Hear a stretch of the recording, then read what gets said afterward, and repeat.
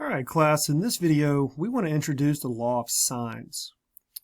So when you have a basic triangle, now what we're dealing with here are non-right triangles, and that would make sense because if we have a right triangle then we would just use SOHCAHTOA. We would just use our basic trig functions that you learned back in pre-algebra and have hopefully mastered since. But what happens when we have a non-right triangle, such as the triangle ABC that you see on your screen?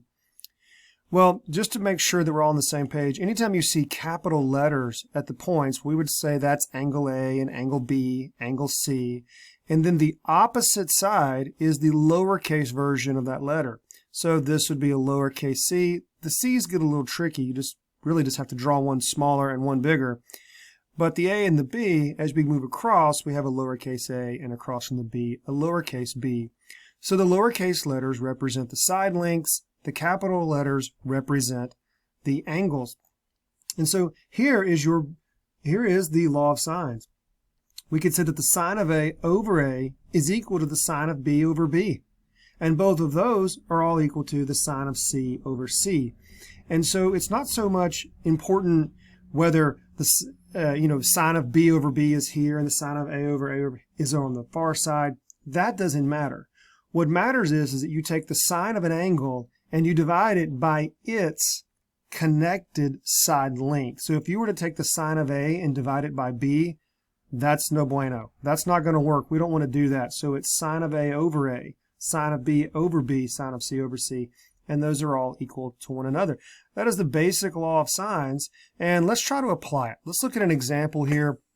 And so I have a basic non-right triangle, an ABC, and I'm given angle A, if I can find my cursor, there it is. Angle A is 35 degrees, but I don't know the side length A. Angle B is 103. Its side length is 20. I don't know angle C, and I don't know the side length C. So you'll see me approach these in basic three-step process. The first one, steps 1 and 2 could interchange. It doesn't matter. I could go ahead and solve for angle C at 42 degrees because I know 103 and 35. If you want to do that first, that's fine. Go ahead. I'll go ahead and look at this one. We know that the interior angles of all triangles is 180.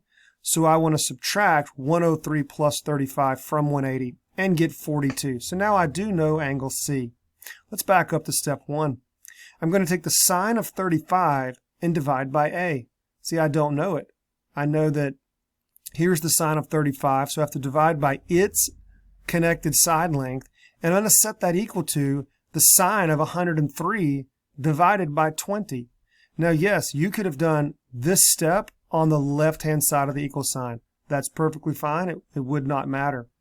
Well, in this case, we basically have two ratios set equal to one another. We have a proportional relationship.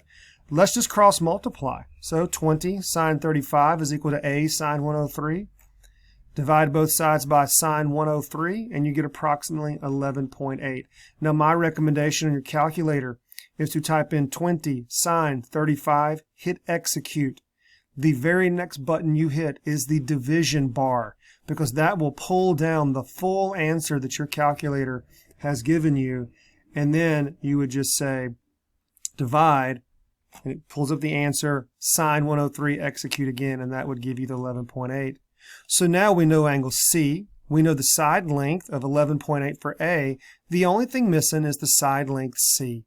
And so I go back to my law of sines to figure that out. Sine 103 over 20, using the same one I used in this first step.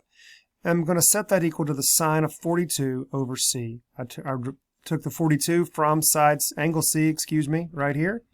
And same thing, I just cross multiply and solve for C. And I get 13.7. So I have solved for all the missing elements of this triangle, this non-right triangle, using the law of sines. Here is an example. I'm going to encourage you to pause the video and to try to solve for the missing elements of this triangle, and all three steps are up on the screen. There is also another example of a non-right triangle. I'd encourage you to pause the video here and solve for the missing elements, and then check your work against mine. Let's look at example 2. In this case, I have more of a real-world scenario where I have a facility at Oak Ridge and a facility at Langley. And there is a satellite up above them. And what I'm wanting to know is, what's the distance of the satellite from Langley, which would be side A in my scenario, and what is the distance of the satellite to Oak Ridge, and that would be side B in my scenario. Now you can label this A, B, C. You could label it using X, Y, Z. It's irrelevant. That does not matter as long as you keep track of your own letters. And I know that lowercase a goes across from capital A, lowercase b across from capital B. Now we're also told in this problem that the distance between Oak Ridge and Langley is 446 miles, and they were able to measure the vertical angles, or the angle of elevation, at 58 degrees from horizontal to the satellite from Oak Ridge, and 72 degrees from horizontal from Langley to the satellite. Knowing that I have one side length, two angles, I'm able to use the law of sines. My first step was to solve for angle C, which is 50 degrees. I then, which 50 degrees, so I took that 50 degrees here because I needed this angle because the only side length I know is the one across from angle C. So I'm able to take the sine of 50 and divide by 446 and set that equal to the sine of 72 over B. So this would be 72, set it over B, cross multiply and get approximately 553.7 feet. I then do the same thing for the other side, for Oak Ridge. I still use sine of 50 over 446, but I set it equal to the sine of 58 divided by A. Cross multiplied, solve for A, and I determined that it's 493.7 feet from that facility. All right, so hopefully that helps. Let's go ahead and look at another example. There's a guided practice problem. I would encourage you to pause this video and try this on your own. You have two ships moving into a port. Check your work against my work and let me know if you have any questions.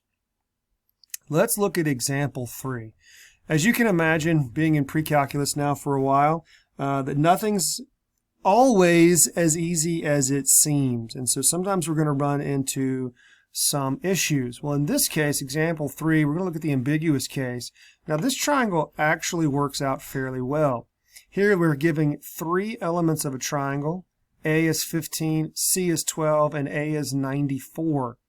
And so we know that 94 is going to be the largest triangle. We can subtract that from 180 and divide that by 2, so that would be 86. If we had an isosceles triangle, each of those would be 43. I know that neither of them is going to be greater than 94. So this is my largest angle. I have an obtuse triangle. And I like what I see here with C being less than 15, because 15 is across from my greatest angle. So that makes this the hypotenuse. So if B or 12, this would be C, if either of those are greater than 15, that's not going to work. I have a triangle that is not going to have a solution. But A is greater than C, so we can apply the law of sines. And at this point, I would take the sine of 94 over 15, set it equal to the sine of C over 12, because it's the angle that I don't know. This solves just a little differently. You're still going to cross multiply, but you're going to get down to the sine of C equals 12 sine 94 over 15.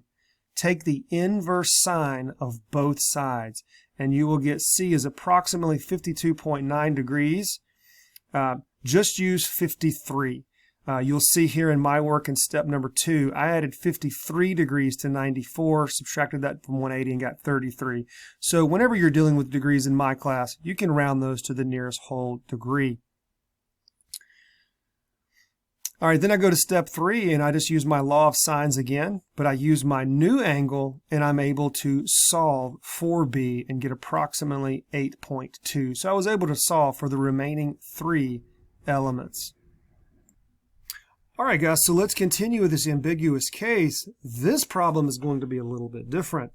In this problem, we're giving 3 elements. A is 9, B is 11, and A is 61.